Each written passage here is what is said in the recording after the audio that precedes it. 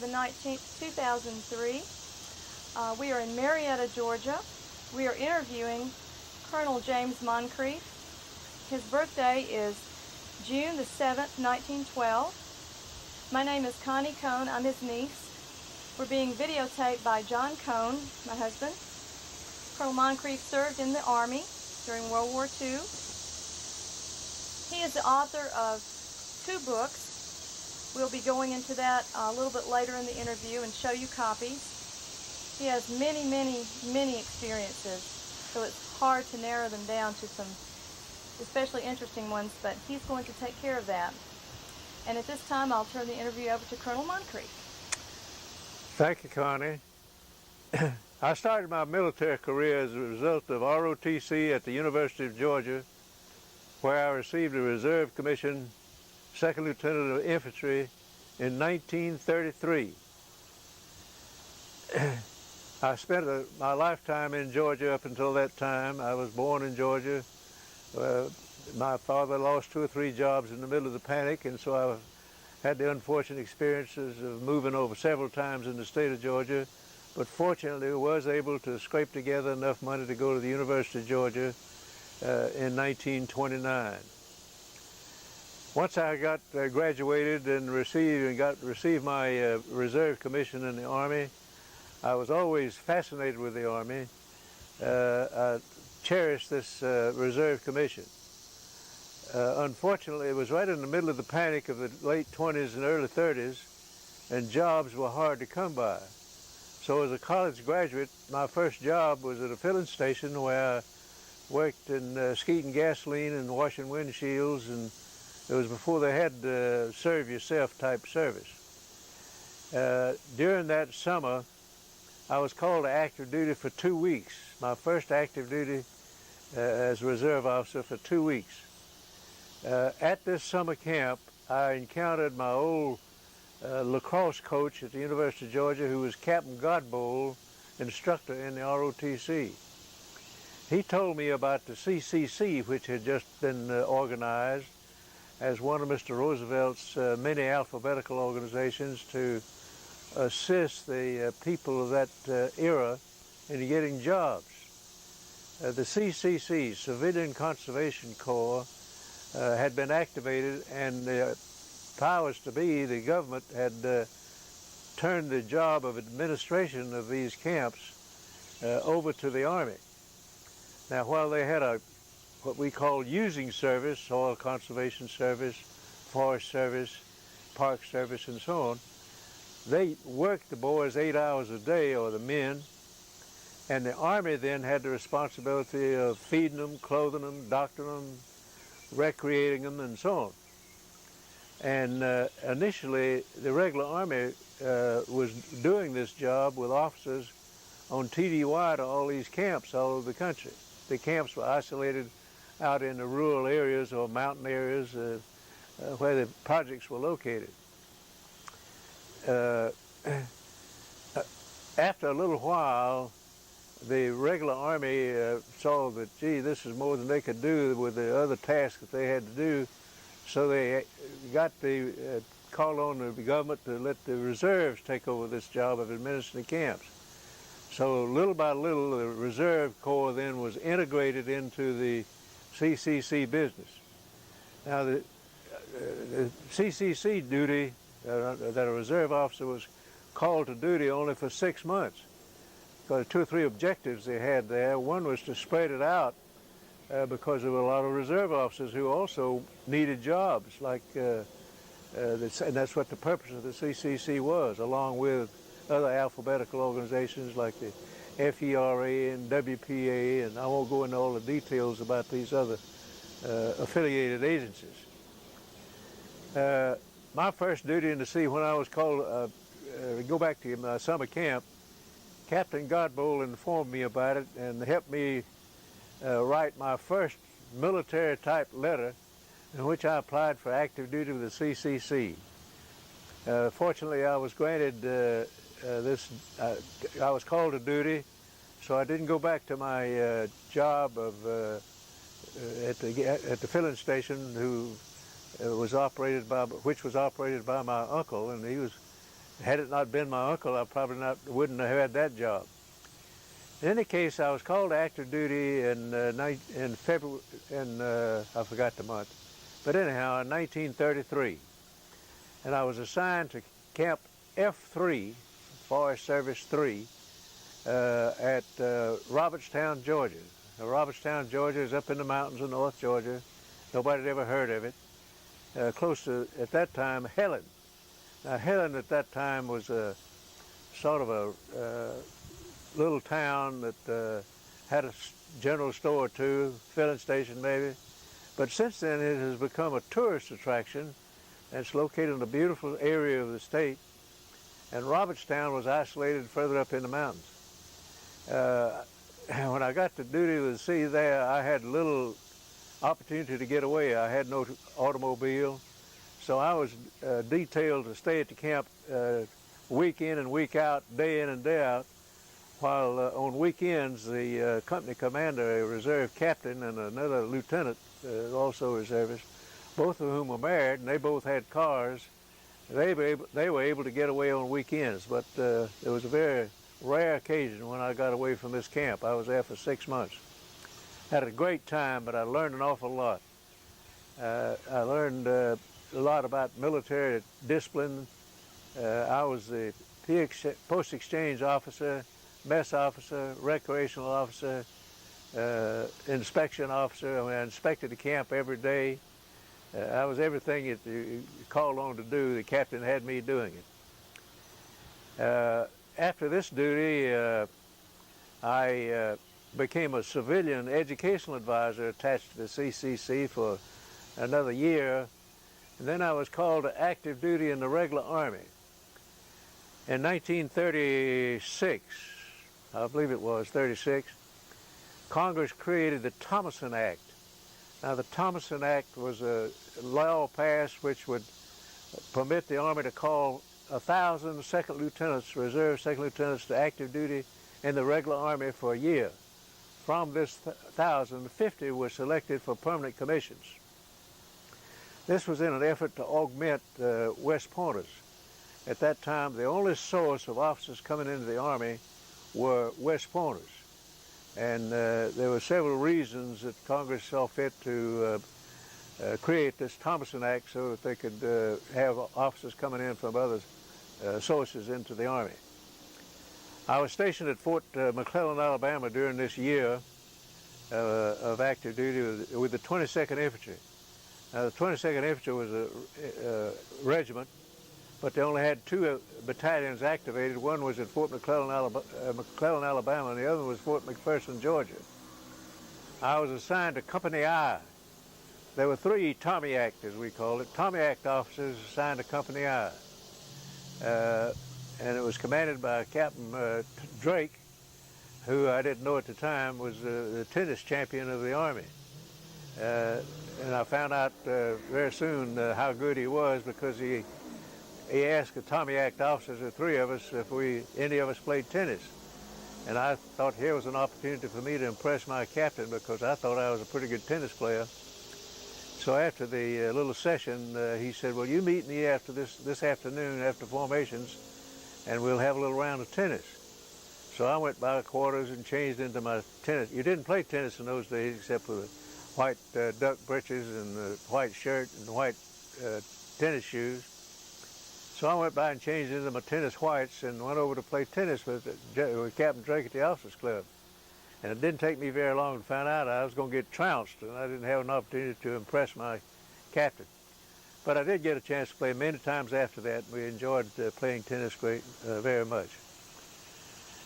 After the year of active duty with the Tommy Act, and exams were taken at the end of the year, none of the 9 of us who were at Fort McClellan, Alabama were selected.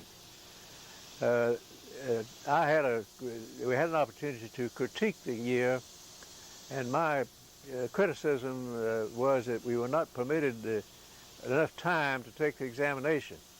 We had a little field desk about yay big, 3 feet wide, in which we had 6 or 8 maps with overlays and so on.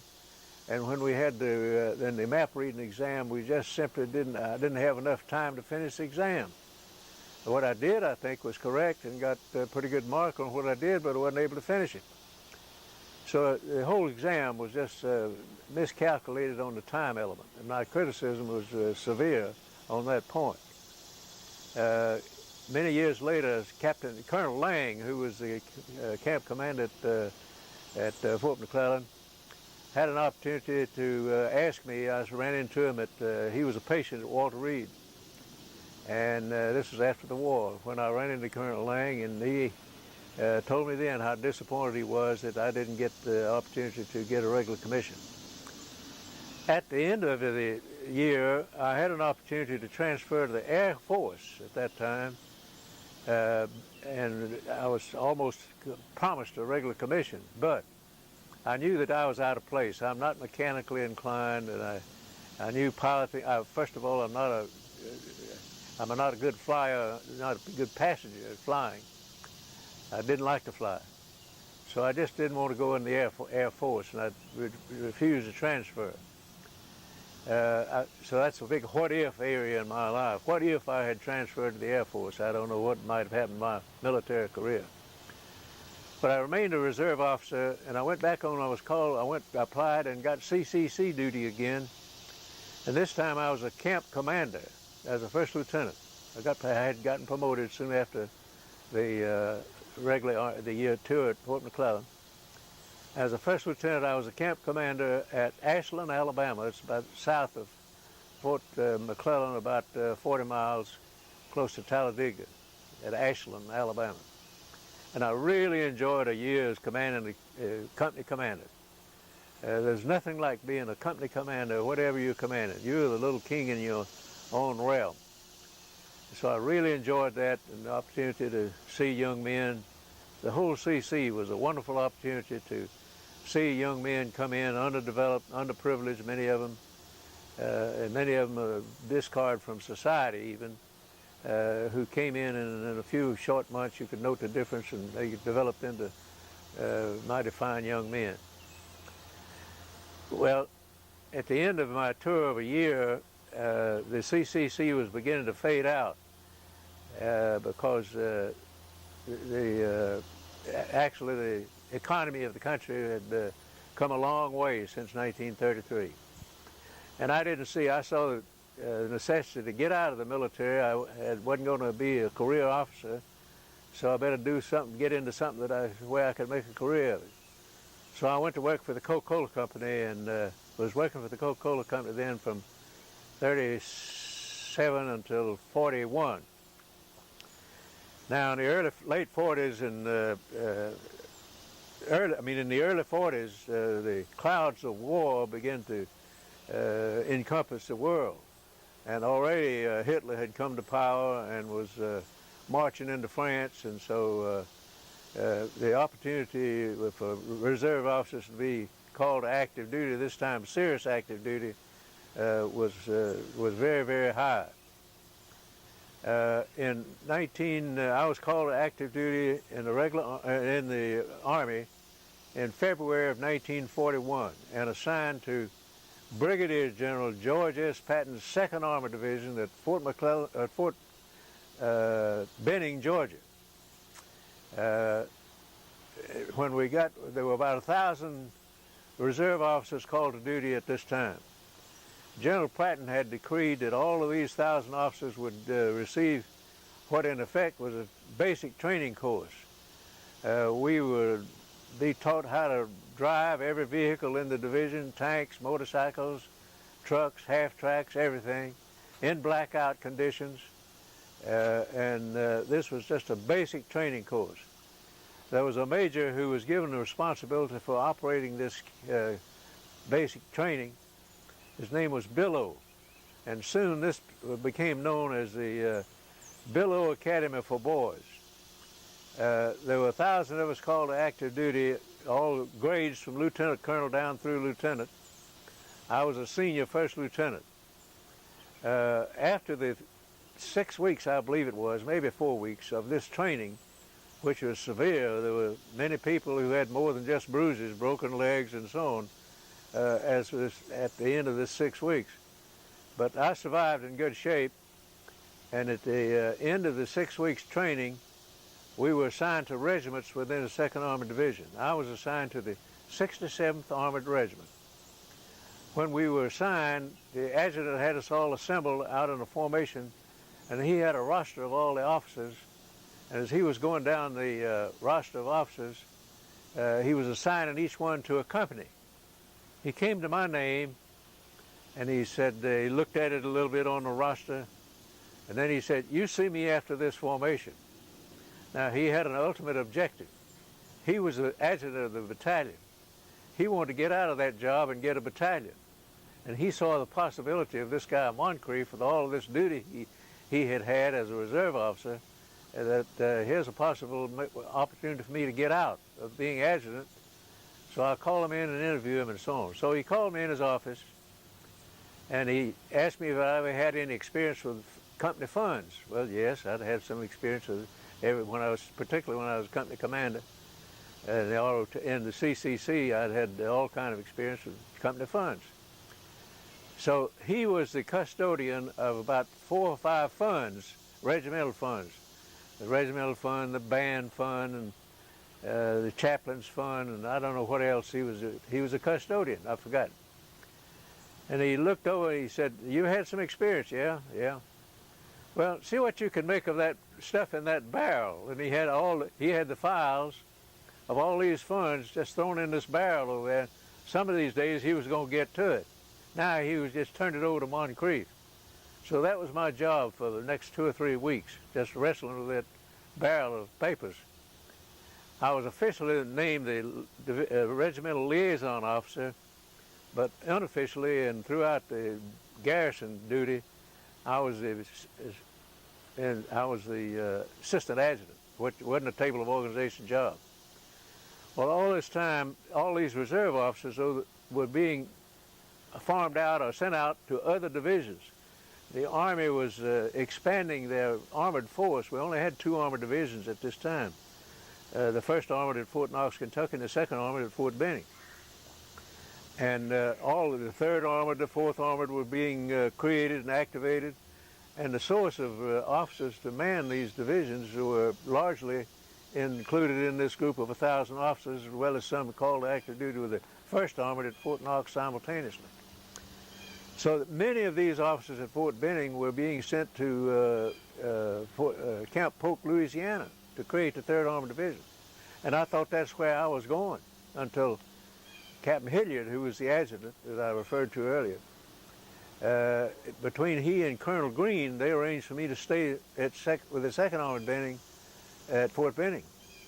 And all this time, that satisfied me in great shape, because all this time I was trying to get married to my gal who lived in Toccoa, Georgia. And that's a long way from Camp Polk, Louisiana. So when he said there was a possibility of me staying at Fort Benning, I said, great. And Jerry and I were married in early May in 1941. And muchly, I'm sure, resulting from Captain Hilliard permitting me to stay at Fort Benning. After Fort Benning, with the 2nd Armored Division, I indeed became the adjutant. And I was detailed to go to the Command General Staff School. This was in late 1941, after making the maneuvers in Louisiana, Tennessee, and Carolina. So I had a good taste of what the field army was all about. Let's cut it. At the end of my tour with the 2nd Armored Division, which was in late 1941, I was sent to the Command and General Staff College. Captain Hilliard had recommended me, and the Colonel had endorsed the recommendation, and was sent by the 2nd Armored Division and ordered to the Staff College, which in those days, it still is, it's almost essential for an officer, if he's going to get anywhere in the service, to be a graduate of the Command and General Staff College. And it was quite a distinction and honor for me to be ordered to duty there. I was ordered to duty to report there on December the 9th, 1941. Well, you know what December the 9th is. just 2 days before that was a very significant day in the history of the United States. Prior to reporting there, Jerry and I had gone down to Georgia for, we had, I think, 3 days leave of absence for travel, in addition to the travel time. And we'd gone to visit my family and her family before going to Fort Leavenworth, Kansas. So we were there on Sunday morning when we heard over the radio that the Japanese had bombed Pearl Harbor. You can imagine then my family and Jerry's family, when it was a sad occasion when we departed each to leave to go to Fort Leavenworth. Arriving at Fort Leavenworth, there was in a state of chaos almost. The officers, it was just a changeover of classes. I was in the 5th general class of the abbreviated class. Now, prior to that time, classes had been, the tours of duty there were for 2-year duties going to school. Now the classes had been abbreviated down to about 2 or 3 months. So, and we contended, the students contended that the criteria hadn't been reduced. In any case, we found an apartment in a home with a family named Hirsch, a German family, and there was some suspicion about, at that time, whether or not this was a good thing to do, but they were wonderful folks. And this was not an easy situation. I had to study hard at night for being prepared for the next day. Jerry, we had a plopping stairs. I became irritated with Jerry on several occasions. It brought tears. I was a strain in the marriage. But we lived through it, and everything was fine. And I finished Leavenworth, managed to get the S's on my satisfactory on my course, and I finished. But the big thing that happened when I was there was that the 2nd Armored Division was alerted to be moved overseas. And the 2nd Armored Division did go overseas. Well, in preparation for going, all officers or all personnel who were away on TDY or absent for whatever reason were just arbitrarily transferred out of the division so that the division could be brought up to strength. So I was transferred out of the division to a carrying unit there at the administrative carrying unit at Fort Knox, and which was the Armored Force headquarters. While I was there, I was assigned to this newly created 6th Armored Division that was going to be activated in 1942, and they were activated in I've forgotten the date, March, around 1st of March of 1942, and I was one of the originally assigned officers to the 6th Armored Division. With the 6th Armored Division, I was assigned to the 50th Armored Infantry Regiment. Up until about this time, all of the key staff officers of a division or regiment were regular officers, West Point graduates. But armored divisions were being created, and the whole Army was being enlarged at such a fast pace that these regular officers were being reassigned out to newly created divisions and regiments and so on. So after a short time with the 50th Armored Infantry Regiment in the 6th Armored Division, as a company commander, I didn't last long. I was made, now I'm a graduate of the Command General Staff School, highly sought after, desirable staff officer. So the regimental adjutant West Pointer, had been transferred out of the regiment to a newly created division, and so I became the regimental adjutant, in which capacity I served. Now I was a captain. By this time I'd been promoted to a captain. I served in that job for about 6 months or less, and the Division G1, this is a lieutenant colonel's job, and this lieutenant colonel had been promoted within the division to a job that required a colonel, so he was going to get promoted to a colonel. I was transferred to division headquarters from the regiment to become the Division G1. And G1, division staff has 4 general officers: G1, G2, G3, G4. G1 is personnel, G2's intelligence, G3's operations, G4's logistics. I became the personnel officer for the division. In that capacity, I was responsible for anything dealing with people, promotions, decorations and awards, in combat for the KIA, killed in actions, the evacuation of the wounded, the decorations and awards for the soldiers and officers, creating boards, appointments of boards, appointments of boards for investigations. Anything dealing with people, I was responsible for it at the staff officer level. I answered to the chief of staff, and in many cases directly to the general. And is also required for a general staff officer a great deal of coordination between he and the other general staff officers to know in general what's taking place in each of their responsible areas, so that you know what's happening within the whole division. As the G1 of the division, then I remained in that capacity through the training back here in the States. As a captain, we went through in that capacity. Went through one maneuver in Louisiana, and then we were reassigned out into the desert training center. This was at that time the two divisions, the armored divisions that the Army had sent into combat were down in North Africa. And at that time, there was a great feeling that the whole United States Army might be committed down there in the North African campaign. And it was highly desirable to have armored people trained in desert warfare. And General Patton himself had been detailed to go out and Camp Desert Rock, California, activated and created this camp out in the middle of the desert, and for training armored divisions. Ironically, only the divisions that fought in the real desert in North Africa, only two U.S. armored divisions, and that was the 1st and 2nd, neither of which received any training.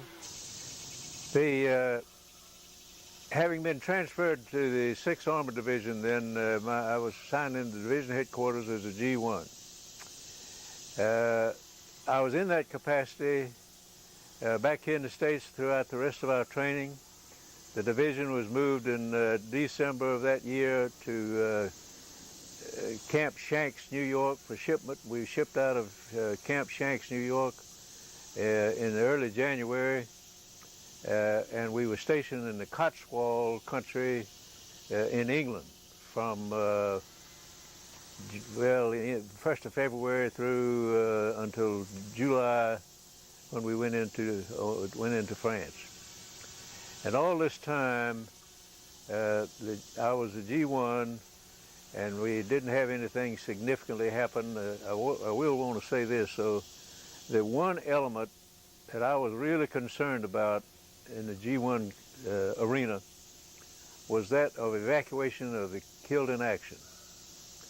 I had spoken to the chief of staff 2 or 3 times and to the general about this, and given them my concern, because throughout the trainings back here in the States and all maneuvers, when we did have theoretical people killed in action, but they were just simply tagged and they walked along or got out of the way, and no evacuation was ever exercised.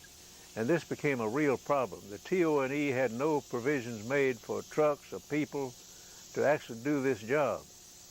And the radio system, there was not an administrative network within the division that we could communicate down to lower commands. And this became a real serious problem.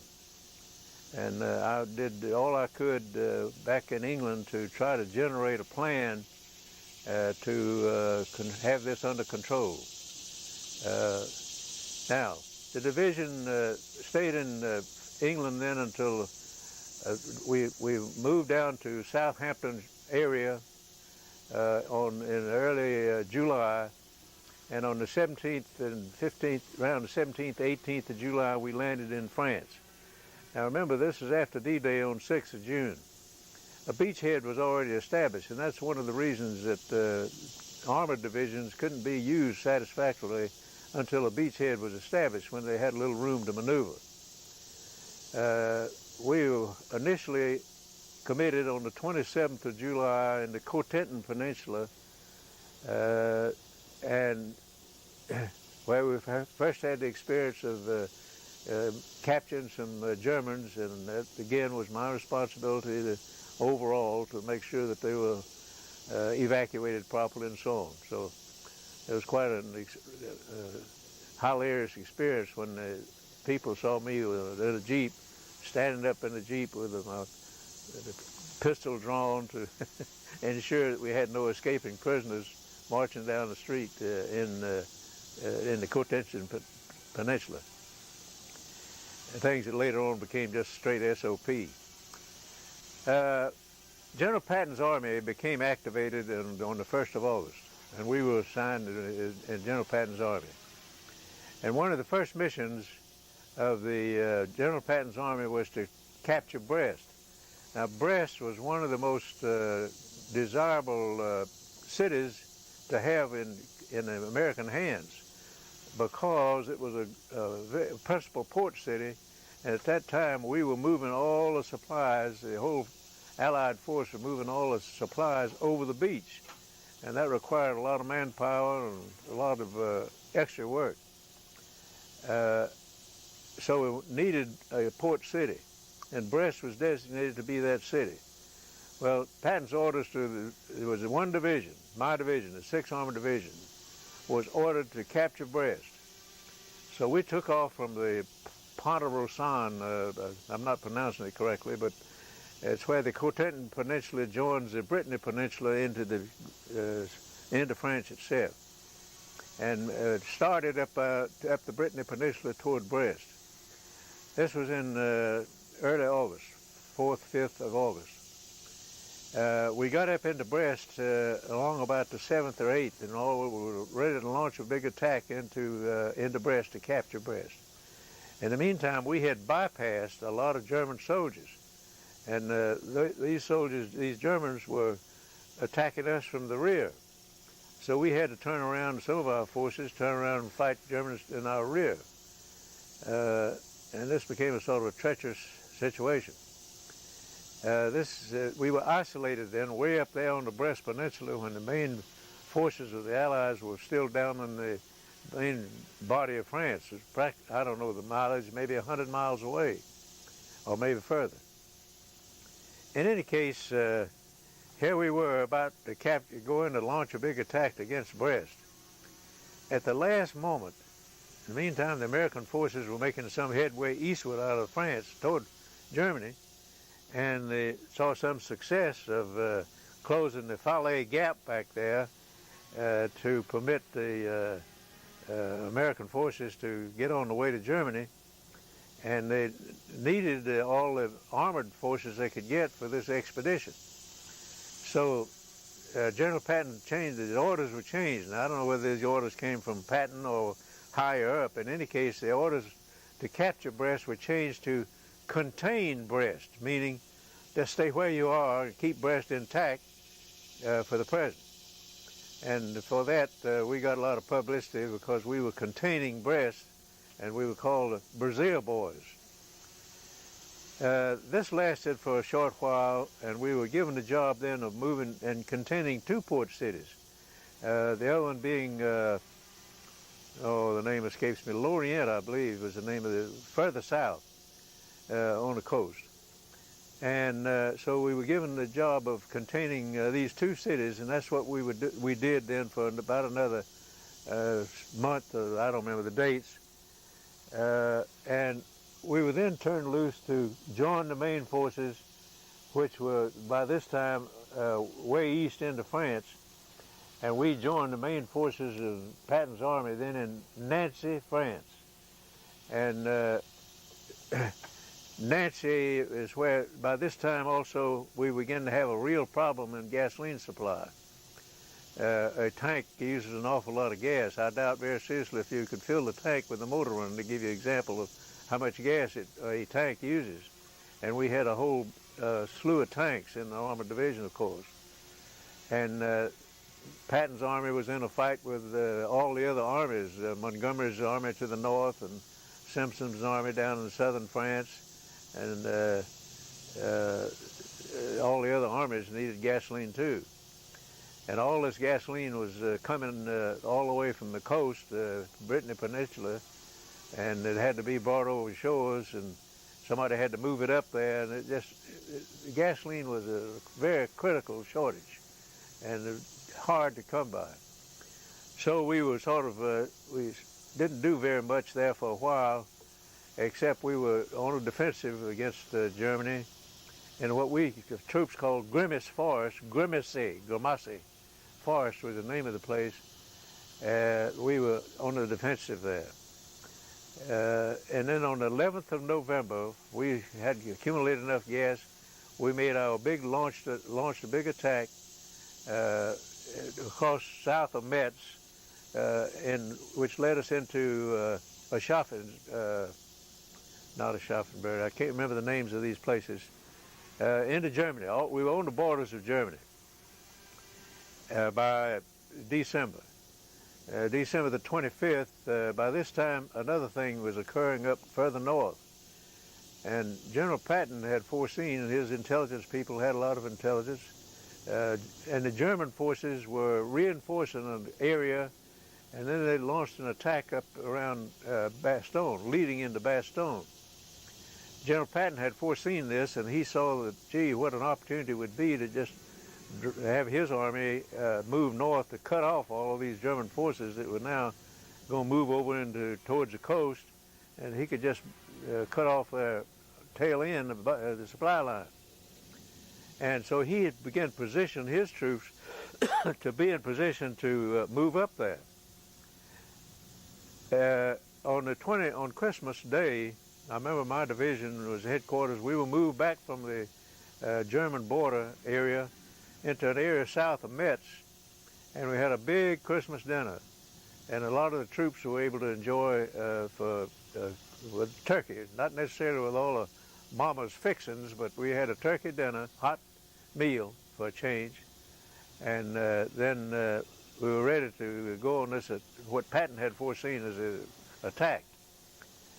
In the meantime, General Patton and his staff had been summoned into General Eisenhower's headquarters for a briefing about this German effort north, and a comment was made at this meeting, well, we're going to move your army, how long would it take you to move it up there? And Patton indicated he'd be there tomorrow night or some such, and all the people at the meeting thought this was just some of Patton's bragging, and they dismissed it. And they were surprised that he really could be there, because he didn't bother to tell them he already had them underway. And so the 6th Armored Division, along with the 4th, were some of the first divisions to be in position to launch an attack up there where this German effort was taking place. And in the meantime, the Germans had circled the city of Bastogne with the 101st Airborne Division, which was commanded at the moment by General McAuliffe. General Taylor, who was the commander, was on leave to come back to the States on a war bond effort, and there'd been some heroic work done by the 101st on this move eastward off the coast. So he was selected to go home to sell some bonds. And during this time was when the German army circled his division.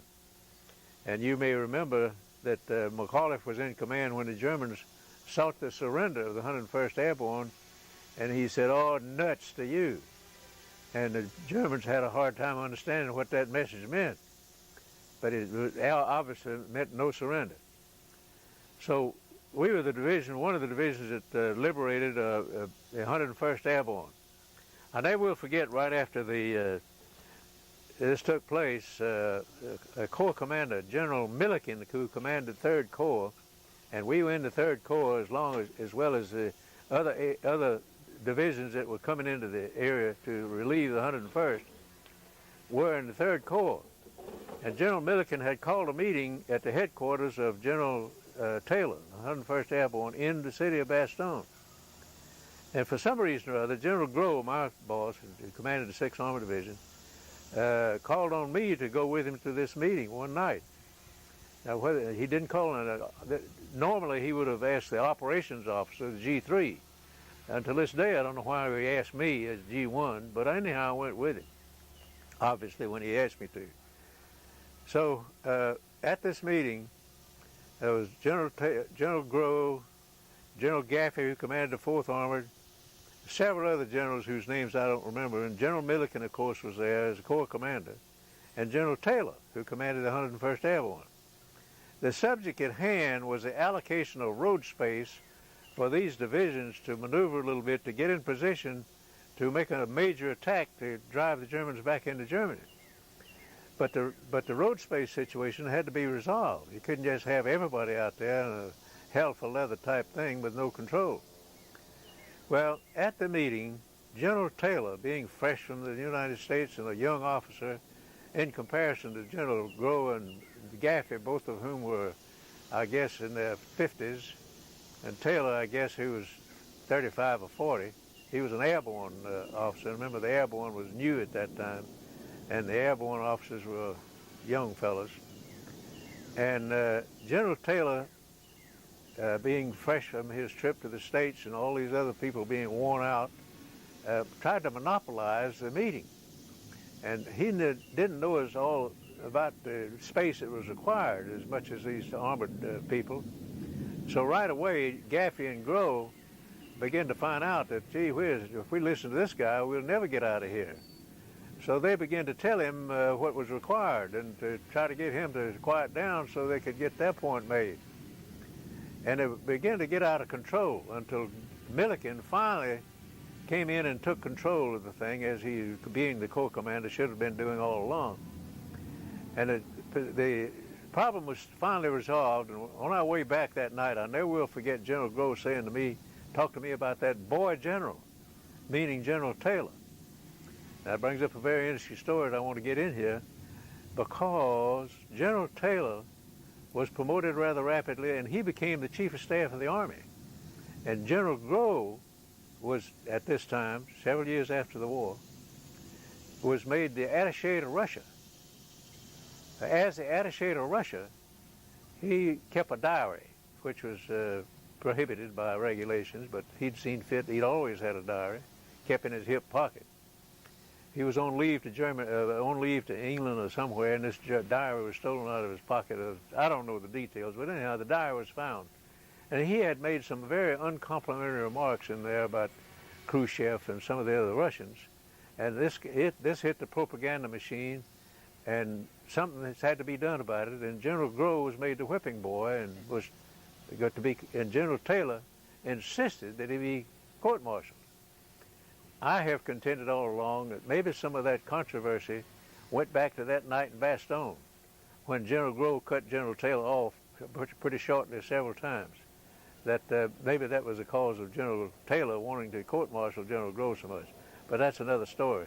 Incidentally, let yourself become acquainted with that details of that court-martial and the trial and so on, you ought to read Cold War Casualty by a man named Hoffman, George Hoffman, who did an extremely good job of researching it and writing the history of this court-martial.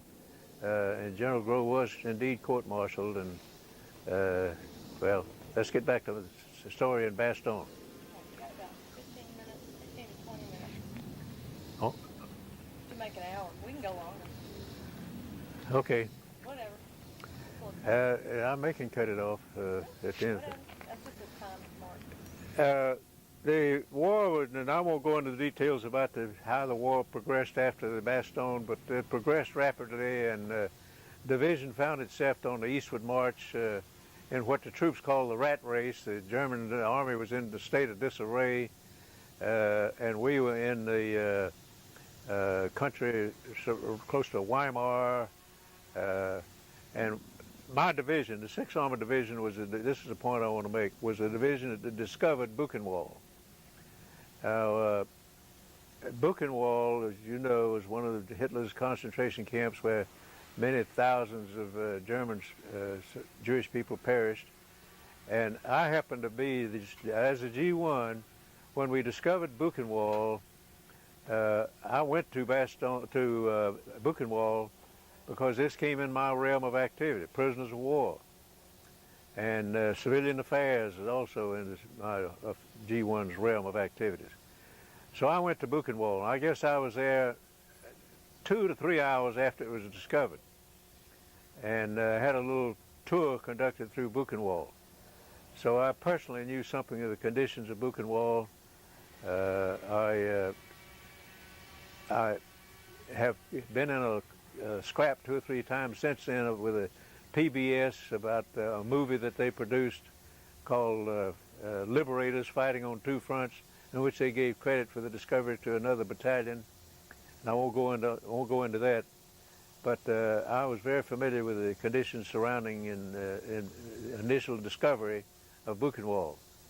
And as a result of my visit there and in radio contact back with my division, and also when I got back into camp that night, the G4, who was Cale Boggs, later became governor and senator from Delaware, and I relayed this information to 3rd Army headquarters, and they were able to send in relief in the form of quartermaster people with food, doctors and medical corps, engineers for purification of water, all these things that had to be taken care of.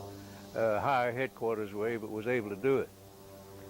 The division then was well on its way to Rocklitz, where we ended the division. The end of the division headquarters was in Rocklitz, Germany, when the war was over.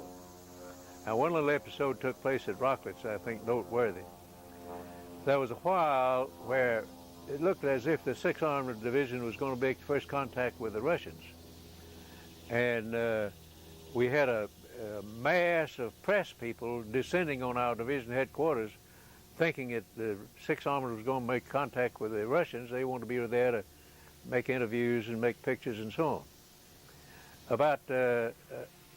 And we had anticipated this, but we had anticipated being continue our march, but we were ordered to stop in position before we ran into the Russians.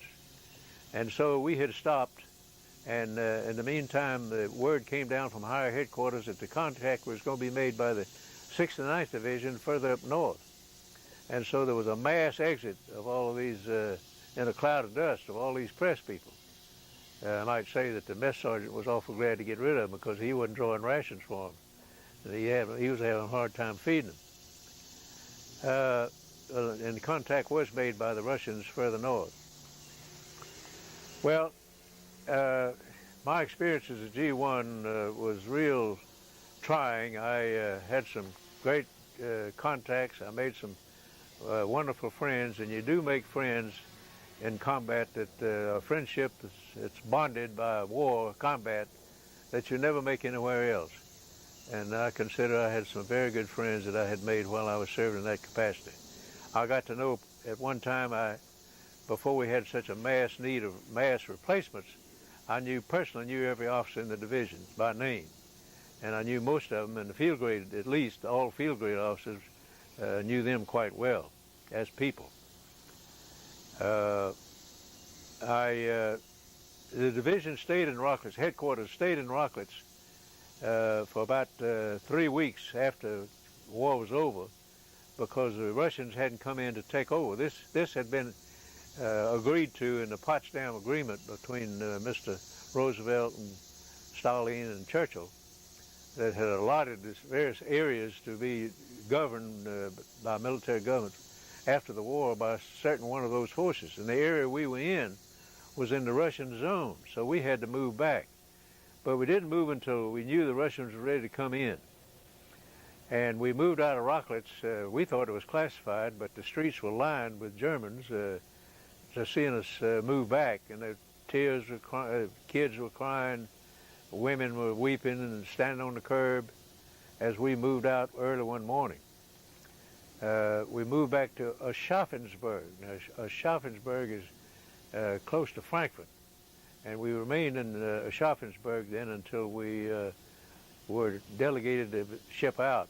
All of these divisions that were ready to come home all had a lot of points being given on the basis of experience, the days of combat, decorations were awarded, and so on. Had several factors figured into it. And our division was alerted to be one to come home, and we were moved to Brest. And by this time, Brest was open, of course. Incidentally, it took, since we were relieved from making the attack that morning of 8th of August, months later, it took about 3 infantry divisions and 30 battalions of field artillery to take Brest. If we had been launched into there as one division, I probably wouldn't be here today to be telling my story. We left Brest to come home, and we came home as a division unit, and the division was deactivated on the 18th of September of 1945. Now, to get personal a minute, I want to put this in, and then we'll launch over into another segment of my career. When we got home, after finally getting an opportunity to get to a telephone, I had a chance to talk to my Jerry. And Jerry, when I left to go overseas, she was pregnant. In March, while the division was still in England, our daughter Anne was born. Now, when I was in September calling Jerry, Anne was 18 months old. So now I was asking about Anne's condition and everything, and how they were going to set up to meet me when I came. My train, I had found out, my troop train was going to come into Augusta, Georgia. They were in Toccoa, and Jerry said, well, I'll meet you in Augusta, but I'll leave Ann here in Toccoa, and you'll see her the next day. So, okay. So we met Jerry after a tiresome troop train home to Augusta. Jerry met me, and we spent the night there, and then we left early in the morning to go to to Toccoa. Now, Ann had been given, all in her early babyhood, had been given a framed picture of me in uniform. It was in a felt-covered frame so that Ann could bang it around. She wouldn't get scratched by the corners of it, anything of that sort. And she had practically lived with this framed, covered picture of me in uniform. And when I got home, Jerry went in the room first, picked Ann up, hugged her, and came up to the door and gave her to me. Now, this is one of the most emotional moments of my life, and I get emotional just thinking about it now. She looked at me in uniform when I had her in my arms, saw me in the uniform, and she said, "Daddy." That tore me up. I elected to stay in the Army after my military experience, hoping to get a command of a regiment or battalion. And I was assigned to Fort Knox, Kentucky, after I came back from the States, to a training regiment, and I thought I'd get a command. This didn't work out because there was an officer who had been in the 6th Armored Division on duty in the Pentagon, who called for me by name to be assigned to his War Department Manpower Board. So I was assigned in the Pentagon after about 2 weeks at Fort Knox. I never overcame this staff duty markings. I was a staff officer for the rest of my career. I was 30 years in the Army. I was in two tours of duty in the Pentagon. I was PMS at 2 state universities, West Virginia and Wisconsin. In the meantime, I was detailed to go to Korea, where when I got there, I thought, here again, there was an opportunity for me. I might get a regiment. By this time, I was a colonel. I had received my regular commission. And when I got to Tokyo, on the way to Korea, the AFI, the headquarters of the Army, U.S. Army in Far East, was looking for an officer, a colonel, who had had joint experience as a staff officer, who was a graduate of the Armed Forces Staff College, who was a graduate of the Army War College, and the Army, not the War College, Can't think the name of it right now, but I had graduated from it, Armed Forces Staff College. And I was a graduate of the Army Staff College, so all of these qualifications was just what they needed. And I was assigned to UNCMAC. Now, UNCMAC is the United Nations Command Military Armistice Commission. The armistice, which brought about the end of the war in Korea, was signed on the 27th of July, 1952. Hope I have that date correct. And I got to Korea, to UNCMAC, my assignment, on the 3rd of August, 1952, right after the armistice was signed. Now, UNCMAC's mission, along with a similar commission on the part of the communists, was to implement the provisions of the armistice agreement, including the exchanges of prisoners of war that had been captured, all of the other, making sure that the armistice agreement was carried out, establishing the lines of demarcation and so on. My job when I arrived there, I found out, was to be a staff negotiator with the communists, sitting at Panmunjom, to talk these problems over and try to resolve them at the staff officer level. And if we couldn't get them resolved, then the problem would be passed up to the principals of the military armistice, the so-called members, and now we're in the hands of general officers. So my job was to establish, and first of all, to become acquainted with all the negotiations that had taken place leading up to the signing of, and to know what the provisions were of the armistice agreement. And this required an awful lot of study. Midnight oil over a little light bulb, 100-watt light bulb. I never will forget that. I was up late at night studying all of this stuff, trying to become familiar with what the provisions of the armistice agreement were and what the background was leading up to it. It wasn't easy, and the light, I say, was terrible. Didn't have adequate lighting in the camp where we were located at Munsan-e, Korea. Well, this job lasted until, a little over a year. And then there was a rule that they had in the Far East Command that people who were in Korea could transfer over for duty in Japan and lengthen their tour of duty by a year and not have to stay in Korea all that time. So I look forward to that, to getting together with my family again. And by this time we had 2 daughters instead of 1. And so I transferred to Far East headquarters, where I was made assistant G1. Again, the reason being that here they needed somebody in the general staff over there who was familiar with the situation over there at UNCMAC. And I was very familiar with it, and I became the sort of the representative in Far East headquarters of UNCMAC. I remained in the Far East headquarters then for the rest of my tour of duty in that job as assistant G1. And then they called it J1 because it was a joint staff job.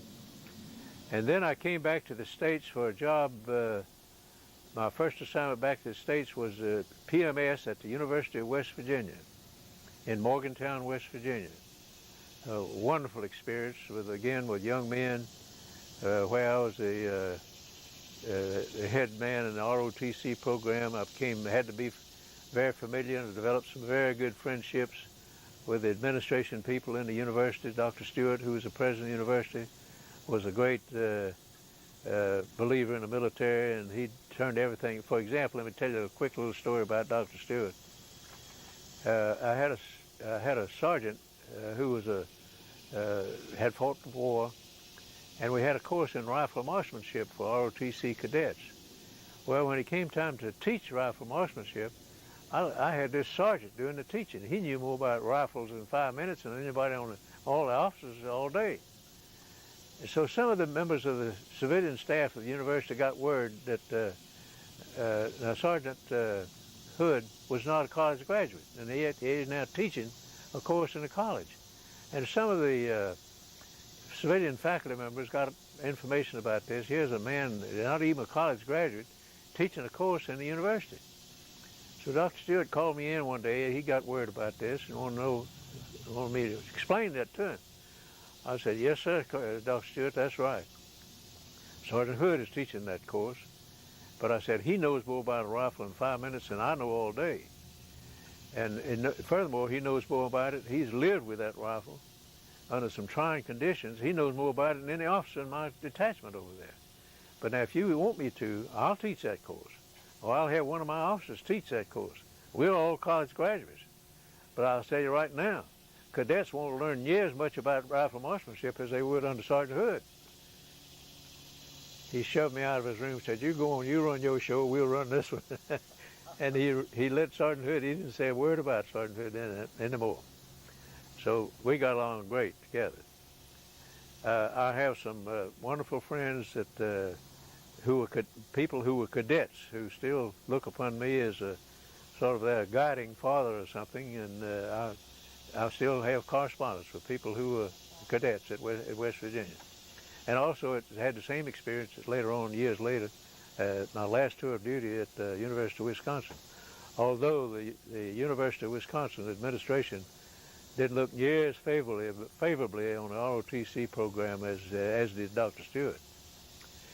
Well, from West Virginia, I was assigned to go to the Armed Forces Staff. No, I was assigned to go to Nicaragua as a military attaché. But this required me to go back to Washington to attend a strategic intelligence course, and also attended an Army language school course in Spanish out in California,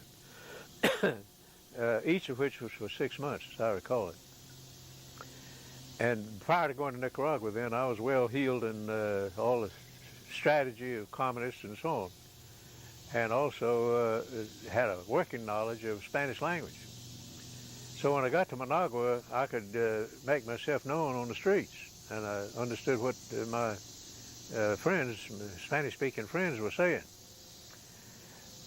This was during the regime of the Somozas. Luis Somoza was the president of the country all the time I was there. He was a graduate of Columbia University in the States, well-educated man, a wonderful person. His chief of the Guardia Nacional, or the Army, was his younger brother, General Tachito Somoza, Anastasio Somoza. Tachito was his nickname.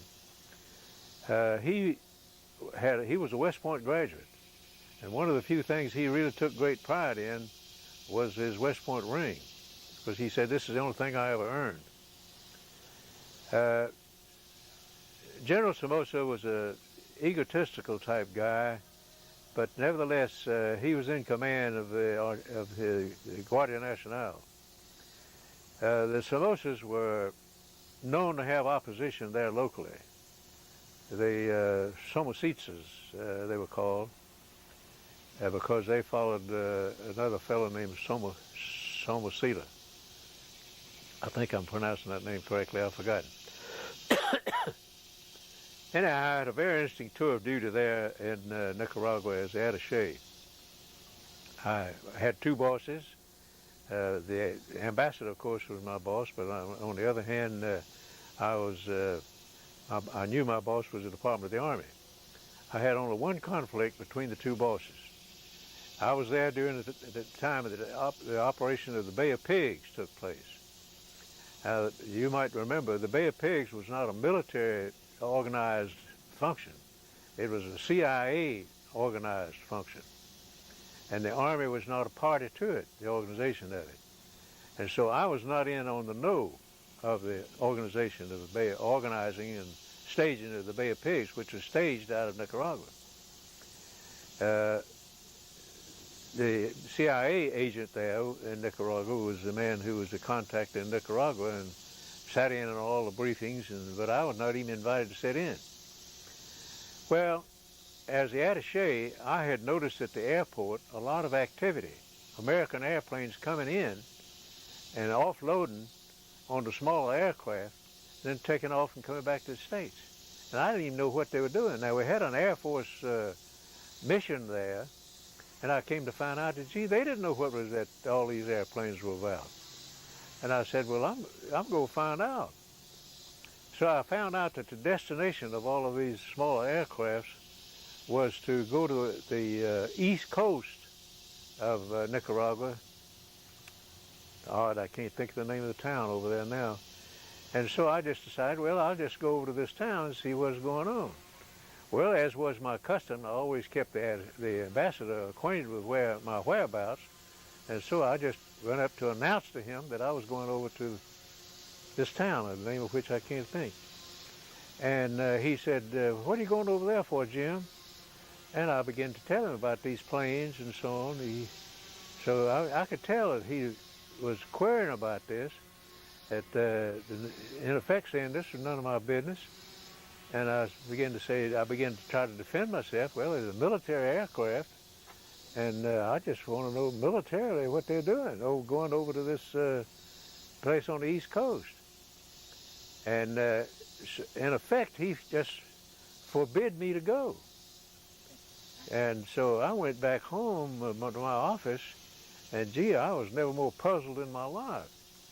And so then I said, I better let the Department of the Army know something about this. I got two bosses here. Well, then I had a problem, because all of the communications from the attaché's office went through the ambassador's headquarters office. And I couldn't send a message in the open because they'd know what I was talking about.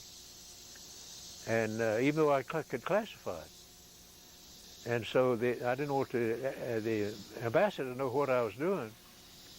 So I had a sergeant there who, and between us, we knew that we had a coded message system that we could send, but neither of us had ever sent a message. Had no requirement to send it. We'd always just send them in the open, although we classified them secret or whatever. And so I called in the sergeant and I said, look, we've got to do something about this. When I made up my mind I was going to do it, I said, we've got to send this message and you got to help me. So we sat there all night and composed this message, encoded it, and kept it as brief as we possibly could, but at the same time, I wanted the Department of the Army to know that I was really puzzled. So we developed this message and sent it, and I got a message back right quickly. You obey the orders of your ambassador, which meant that I couldn't go over to the East Coast. So I didn't go. Well, fortunately for me, and unfortunately for Jerry, my wife, she developed a lump in her breast about this time and was evacuated down to the hospital at the Panama Canal Zone. And so I requested a leave of absence to go down there to be with her and so on. And during this time is when the Bay of Pigs operation took place. So I was as shocked as anybody else when they found out about the Bay of Pigs operation. My duty as attaché ended after being there for two and a half years. I came back to the States. I had one more tour of duty, or I could retire. I elected to go to another tour of duty, which was a PMS at the University of Wisconsin. So I was PMS at the University of Wisconsin for another 3 years before I retired in 1965. I retired on the 1st of July 1965 from the Army. Since that time, I came to Nicaragua, came to Monroe, North Carolina to accept a job as an executive officer of the Chamber of Commerce, in which job I worked for 2 years before working for a bank for 10 years. I became a vice president of the bank. Never loaned any money, never became a true banker, but I had all the ancillary jobs that a banker can have, and there was many. Security officer, I became the credit card expert, public relations officer, a lot of other things, which was a real challenge. And I retired from in 1977, from 78 from the bank, and since then have been enjoying life as a golfer until I got into writing books and genealogist. I've done a lot of genealogy of my two families, my wife's family. From the Army, I have been very active in several organizations that affiliated with the 6th Armored Division. One is the 6th Armored Division Association. This is a group that activated back in 1947, right after the war was over, 48. And we have had a reunion every year since then, at some city in the United States. And we've built up to where we must have had around 20,000, I'll say. No, not that many. We've had about 3,000 or 4,000 members, and from which we have around 1,000 or 800 to 1,000 attend every meeting. This is a non-political, non-rank organization. It's just people who are in the military, in the 6th Armored Division as soldiers, and who we just wanted the spirit of the bond of friendship to continue, and it has up through the year of 2000. Now, at the year 2000, we began to see that we had so many people who were disabled and who were unable to come to the meetings, and age was about to catch up with us, so we just decided to disband. And so the association as such was disbanded in the year 2000. Now, in the year 1997, I was president of the association when we had our annual reunion meeting in Arlington, Virginia, at which time we had a ceremony at General Grove's gravesite. We had a ceremony at the unknown soldier's tomb, and all of these are memorial type ceremonies, and just to keep the spirit of the 6th Armored Division going. Since deactivation, we don't have any one big organization, but we do have a website on the internet, which is controlled by a young second-generation fellow who was the son of a guy who was in one of the two 12th Field Artillery Battalions of the 6th Armored Division, and he's a real wheel at computer business, and so he keeps not only the old-timers in line. There must be about, I'm guessing, 20 to 30 old-timers who are members of that network, but probably twice that many second and third generation people who are members of that type. So we keep things going, announcement of obituaries and other interesting information going on that internet. Now, there are two other type organizations that are affiliated. One is Company B of the 9th Infantry, which was formerly E Company of the 50th Infantry Regiment. It was named and reorganized as a Company B, 9th Infantry, in September of 1945. And so eliminated the regiment. So the regiment was eliminated, the 50th Infantry Regiment was eliminated. Now, that's the company that I commanded when it was in the regiment. So this company has since right after the war. They organized before the Division Association did. They don't have any regular permanent administrator. They just meet once a year and administer themselves. Pick up collection, pay for the expenses, and say where they're going to meet next year, and have one of the guys be the ramrod for the next year. And we've met every year since then. This coming year, we're going to meet in Independence, Ohio, right out of Cleveland, Ohio, which will be meeting incidentally next weekend, and I intend to be there with my wife. And this is Company B reunion, it's called. And we'll have about 30 people there, that's including wives. There'll be about 15 people there, at least 15 who are old soldiers in that company. Now, the other organization which I'm affiliated with that meets, again, we don't have any formal type organization, it's called Task Force Carolina. All the old soldiers of the 6th Armored Division who live in either of the Carolinas are invited and participate, and many do, We have about membership of about 45, and we'll have anywhere from 10 to 20 attend each of the respective meetings. And we have a meeting about once. We did have it once every quarter. Now we got it cut back to 3 a quarter per year. And we had our last meeting was in May at Mount Airy, North Carolina. I don't remember now where the next one is going to be, but Jerry and I will probably be there. Okay, so much for organizations affiliated with the 6th Armored Division. Now, I want to talk about, I'm a great believer that we have a message. My generation has a great message for the future generations to have. And I, for one, have contended all along that every one of us who in my generation ought to write something, leave something of record so that our kids and grandkids could have it in writing of what our experiences were. And I've attempted to do that. I've written 3 books.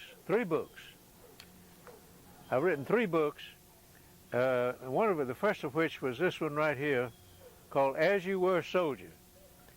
I got a great deal of help from my grandson, who is a computer expert, in putting all of this together.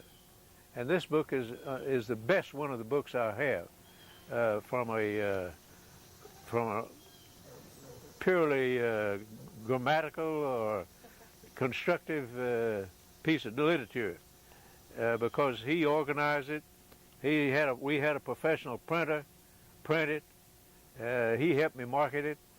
At that time, we had an organization, the 6th Armored Division Association, which helped us market it. We had 1,000 printed and sold them all, had another reprint.